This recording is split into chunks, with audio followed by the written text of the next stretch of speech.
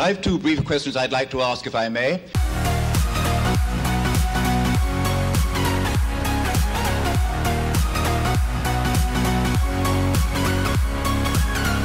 Hi, welcome to Left Foot Media. My name is Brendan Malone and you're watching The Daily Question. Today's question of the day: why is 22nd July such a concerning film? Now, the reason I'm asking that question is because last week someone asked me, hey, have you seen the new Netflix movie 22nd July? What did you think? Well, I had seen it and I was just waiting for this opportunity today to share my thoughts.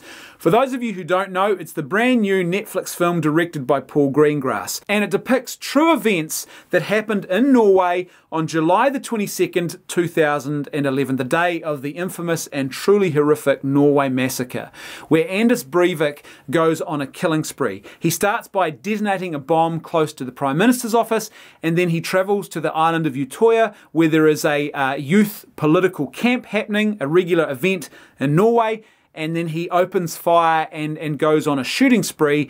And in total that day, he killed 77 people. He injured another 318, many of them very seriously. So a truly dark and horrific moment. Now, this film explores the initial massacre, and then it explores events subsequent to the massacre. The first part of the film is actually interesting and very, very engaging. That docudrama style of shaky cam where Paul Greengrass puts you right into the action, and effectively, as audience members, we become like another observer in the room or in the field as these events are unfolding. And it's a very effective tool for the first part of this film. In fact, it's so visceral and engaging. At one point, I found myself out loud exclaiming to the television screen and trying to actually convince these young people who are hiding under a cliff from Anders Breivik to shut up and stay quiet or he would hear them. Like, it's very, very engaging and it works very well. But then the second half of the film, it takes a very stark and big shift, and it becomes, and please, I don't want to belittle the truly horrific tragedy and evil of those events on that day, but the second part of this film becomes a very boring and dry sort of courtroom procedural drama thing. Now, the problems for me really come in that part of the film. Because in that part of the film, it's clear that what he's trying to do here, Paul Greengrass, is he's trying to focus in on the politics of Anders Breivik. Anders Breivik is this guy who is mentally unwell. There is clearly very serious mental health issues in this guy's life, and he has also written this very lengthy manifesto where he talks about these ultra-nationalist ideas, this extreme, very extreme stuff, is this neo-Nazism.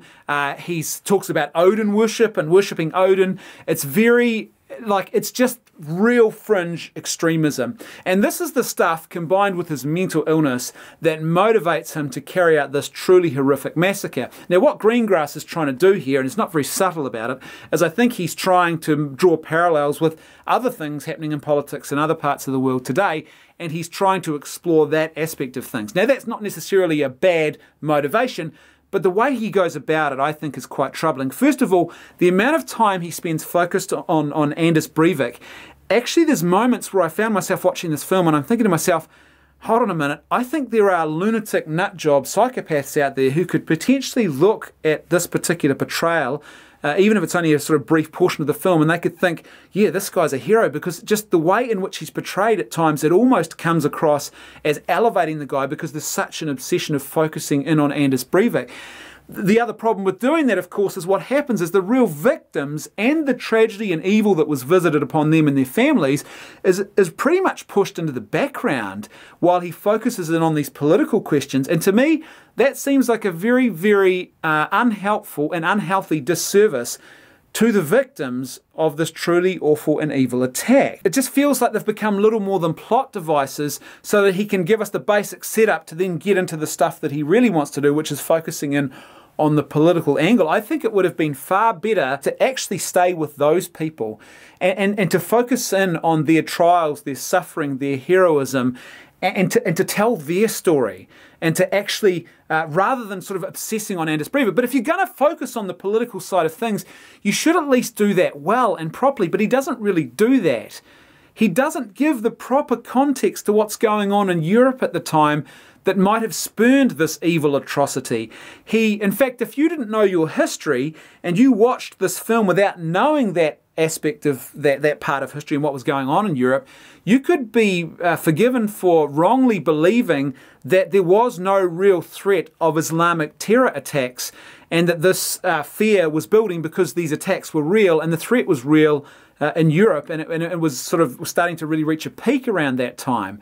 Now, because of the way the film depicts these events, in fact, there's one point where there's some government officials, and we are effectively told that if they hadn't spent so much time focusing on the threat of Islamic terrorism, that they would have caught and stopped this guy. Now, that's not an invalid complaint necessarily to make, but the way it's presented, it gives the impression that somehow it was nothing more than false paranoia to be fearful about Islamic terror attacks. Well, that wasn't false paranoia at all. And so it doesn't really give you an accurate presentation of the context in which these things are taking place. And I think if you're going to attempt to explore the political ramifications of this attack and the political realities, you should be fully honest and explore the whole thing and just and actually do it in proper detail. He doesn't really, he just sort of touches on the surface of certain things, and then in other not so subtle ways, he tries to draw parallels to what's going on today to sort of present this idea that he thinks we should be afraid. Now, he's not necessarily wrong. The fact that he hasn't given the full and proper context here becomes a real issue, because it means that it's not a particularly intelligent or helpful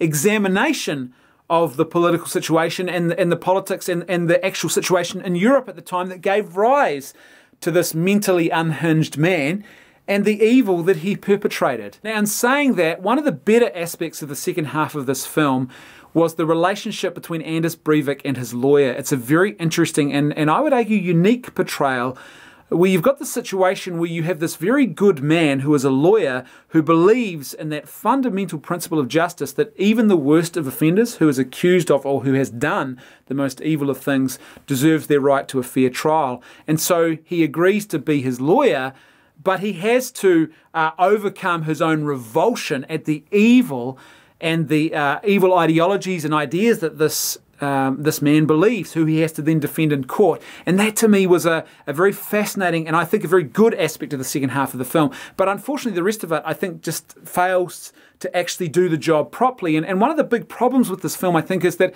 it doesn't really do either thing particularly well. There's two ways you can take a film like this.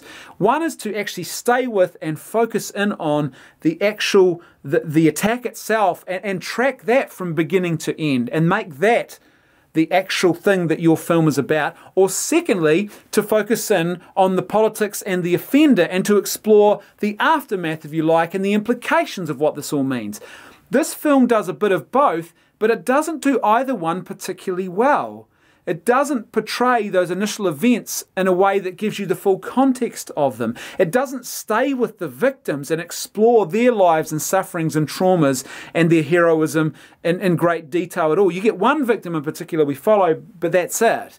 The second half of the film doesn't really go into the full details of the context, and it doesn't give you the bigger picture of what's really going on, so it doesn't really do the political side of things much justice either, which is one of the reasons why I think, and as I said earlier, I was so concerned about this, is that it seems to actually just elevate Anders Breivik to a role that I don't think is healthy for him to be elevated to. There's a really, really good New Zealand film called Out of the Blue, and Out of the Blue depicts the true events that happened in a little beachside settlement called Aramoana in 1990 here in New Zealand. And in Aramoana in 1990, there was a guy there who lived in this little beachside settlement who went on a massacre and shot and killed 13 people in this small beachside settlement, and it went on for a period of a couple of days. And I remember it at the time. It was a truly frightening thing because they didn't know where he was for most of the time. He was hiding, it was dark, he would come in and out of the bush. In fact, the Armed Defender Squad, the equivalent of the New Zealand SWAT team, stumbled on him effectively by accident. They come round a corner and they discover him in this crib, and he fires back at them, and he eventually is shot and killed. But this film, Out of the Blue, which depicts those events, is a far superior depiction, I think, of this type of event. What it does is it focuses in on the actual events, and it brings you into those events in a way that's very visceral and which impacts you. This film leaves you impacted. And that's what I think 22nd July should have done. It's a film that should have left you impacted in some way. You should have been either inspired by the heroism of these victims. You should have been saddened by the losses. You should have been horrified by what happened. But this film doesn't really do that. Instead, you get to the end of 22nd July and it's just sort of like, oh, yeah, that's it.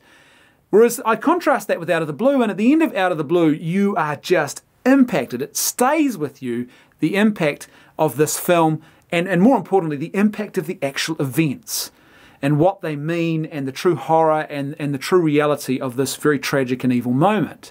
And I think that's what 22nd July should have done, but fails to do. And as I said, ultimately, and very concerningly, at times it feels like Anders Breivik is elevated to a position and a platform that he really shouldn't be given in a film. As per usual, I'd love to hear your thoughts, so please let me know what you think in the comment section below. And if you like the content I'm creating and you'd like to see more of it, then please support me on PayPal or Patreon. There's a link for both in the video description below. That's right, I can hear my theme music too. I'll see you next week on The Daily Question.